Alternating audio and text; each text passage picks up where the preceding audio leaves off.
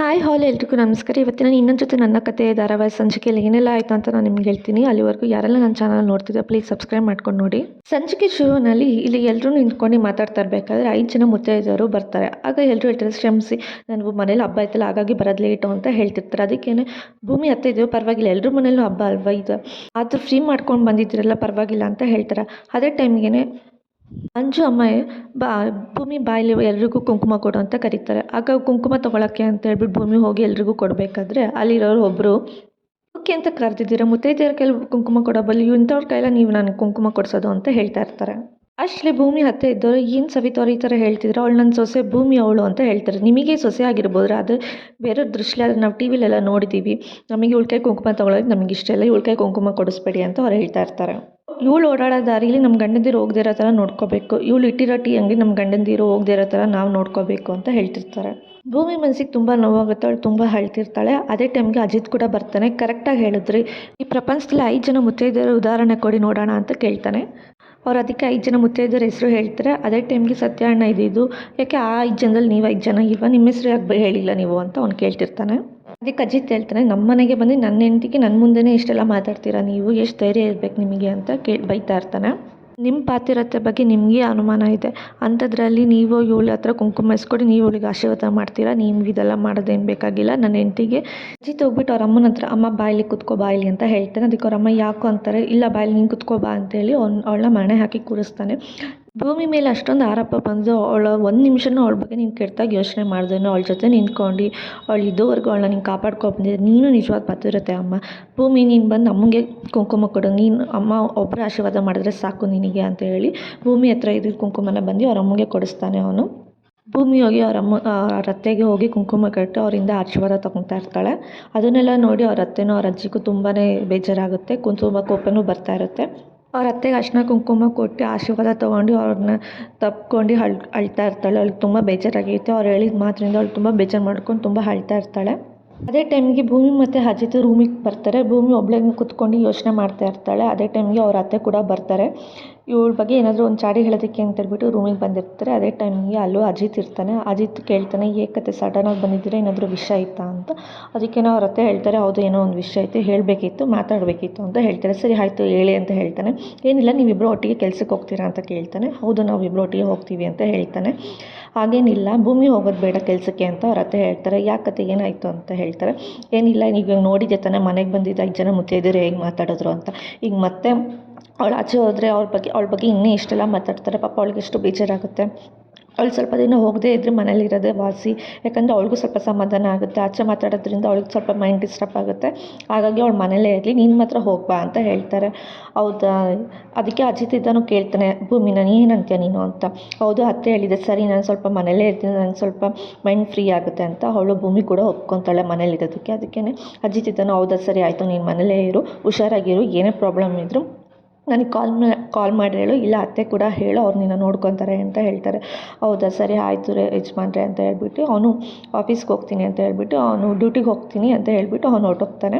ಹಿಂಗೇನಾದರೂ problem ಇತ್ತು ಅಂದರೆ ನನಗೆ ಕಾಲ್ ಮಾಡಿ ಹೇಳು ಅಂತ ಹೇಳ್ತಾನೆ. ಅದಕ್ಕೆ ಅವ್ರ ಅತ್ತೆ ಇದ್ದರು, ಹಾಗೆ ನೀನೇನು ಅದ್ರ ಬಗ್ಗೆ ಯೋಚನೆ ಮಾಡಬೇಡ, ನಾನು ನೋಡ್ಕೊತೀನಿ, ನಾನು ಅವಳು ಅಮ್ಮನ ಥರ ಎಲ್ಲ ಅಮ್ಮನೇ ಅಂತ ಅಂದ್ಕೊಳ್ಳಿ, ಅವಳನ್ನ ನಾನು ಚೆನ್ನಾಗಿ ನೋಡ್ಕೊತೀನಿ ಅಂತೇಳಿ ನಾಟಕ ಮಾಡಿ ಅವಳ ಜೊತೆ ಅವಳನ್ನ ನಂಬೋ ಥರ ಮಾಡ್ಕೊತಾ ಇರ್ತಾಳೆ.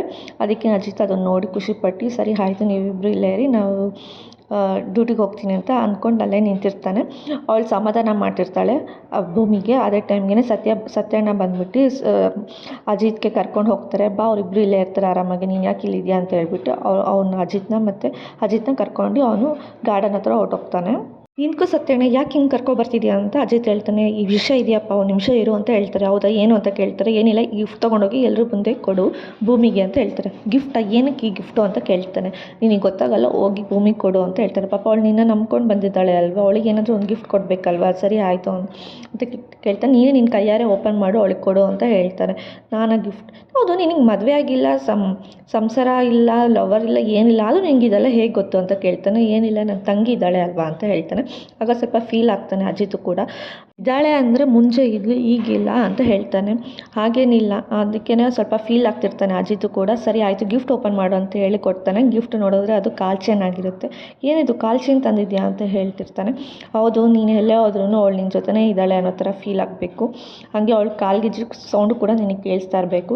ಅದಕ್ಕೆ ನಾನು ಇದನ್ನು ತಂದಿದ್ದೀನಿ, ನಿನಗೆ ಇಷ್ಟ ಆಯ್ತು ಅಂತ ಕೇಳ್ತಾನೆ. ಹಾಗೇನಿಲ್ಲ, ಇಷ್ಟ ಆಯಿತು. ಪಾಪ ಇವ್ಳು ಭೂಮಿ ಏನು ಹೇಳ್ತಾಳೆ ಅಂತ ಗೊತ್ತಿಲ್ಲ ಅಂತ ಹೇಳ್ತಾನೆ.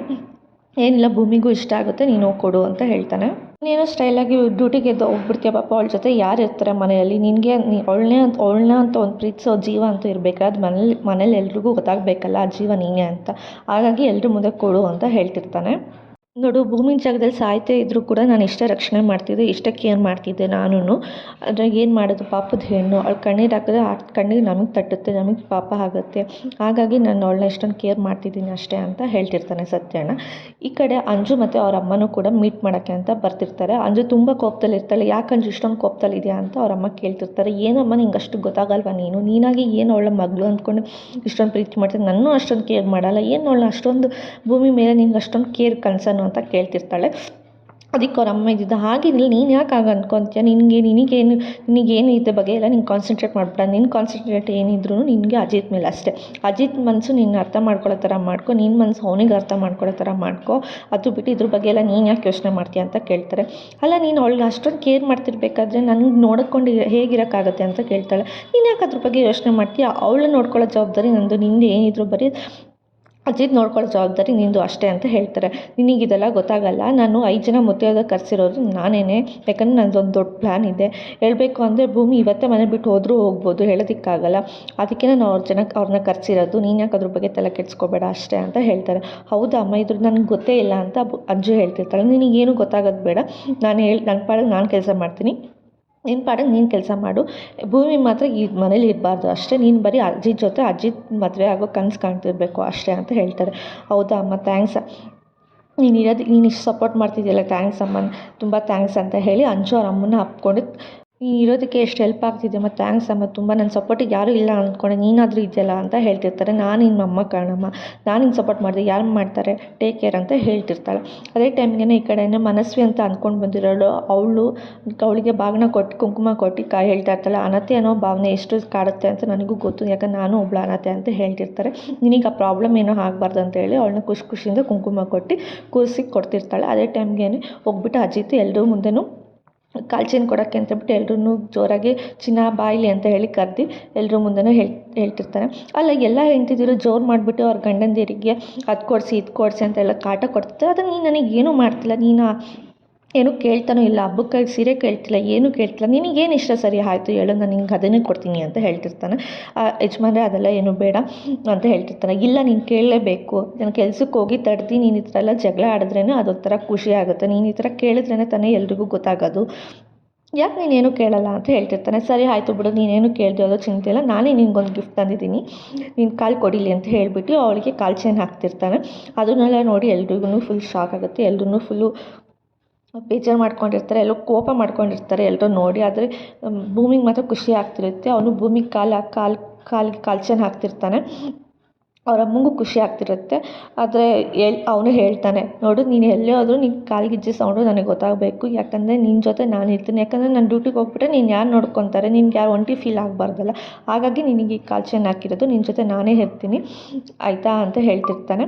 ಅದನ್ನೆಲ್ಲ ನೋಡಿ ಎಲ್ರಿಗೂ ಫುಲ್ಲು ಬೇಜಾರಾಗ್ತಾ ಇರುತ್ತೆ.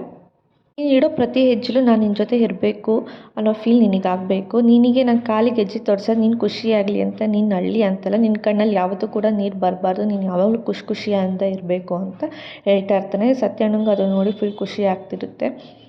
ನೋಡು, ನಾನು ಡ್ಯೂಟಿಗೆ ಹೋಗಿ ಬರ್ತೀನಿ, ಅಲ್ಲಿ ನೀನು ಏನು ಯೋಚನೆ ಮಾಡಬೇಡ, ಯಾರ್ಯಾರೋ ಏನೇನೋ ಹೇಳ್ತಾರೆ ಅಂತ ನೀನು ಅದ್ರ ಬಗ್ಗೆ ಎಲ್ಲ ತಲೆ ಕೆಡಿಸ್ಕೋಬೇಡ.